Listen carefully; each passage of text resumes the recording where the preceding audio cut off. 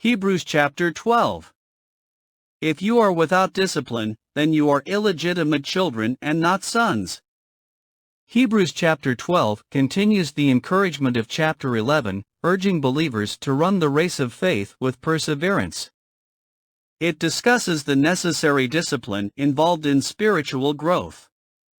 It contrasts the terrifying revelation of God at Mount Sinai with that of the gracious approach at the heavenly Mount Zion.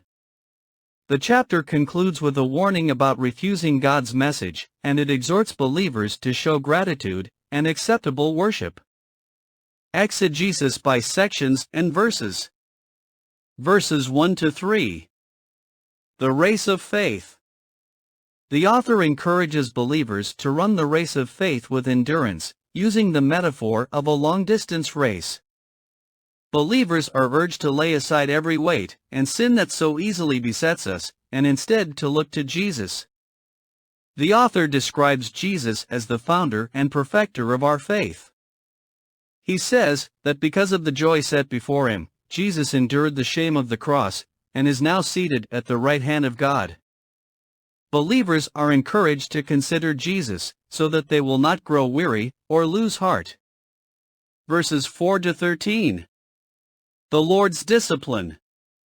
This section discusses the experience of discipline as a sign of God's love and as a part of spiritual growth. The author encourages the believers to endure hardship as discipline, citing Proverbs 3 verses 11 to 12. The hardship believers endure is compared to a father disciplining his son. The aim of this discipline is the peaceful fruit of righteousness to those who have been trained by it. Verses 14 to 17. A warning against rejecting God's grace.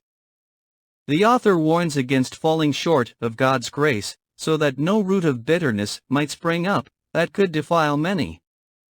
He warns us to flee immorality, and uses the example of Esau, who sold his birthright for a single meal.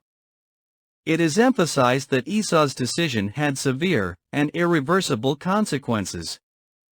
Verses 18 to 29. A kingdom that cannot be shaken. The author compares the terrifying scene of Mount Sinai with the gracious approach to the heavenly Mount Zion, which is the city of the living God. This section ends with a warning about refusing the one who speaks from heaven. He gives an exhortation to believers to be thankful, and to have acceptable worship with reverence and awe. He says that our God is a consuming fire. Overall summary. Hebrews chapter 12 provides practical application and encouragement for running the race that is before us with perseverance. It illustrates how faith is lived out in the context of discipline, endurance, and the pursuit of peace and holiness. The chapter contrasts the Old and New Covenants by comparing Mount Sinai and Mount Zion, emphasizing the privilege and responsibility of living under the New Covenant. The chapter concludes with a strong reminder of God's unshakable kingdom and his character as a consuming fire, urging believers to show gratitude and reverence.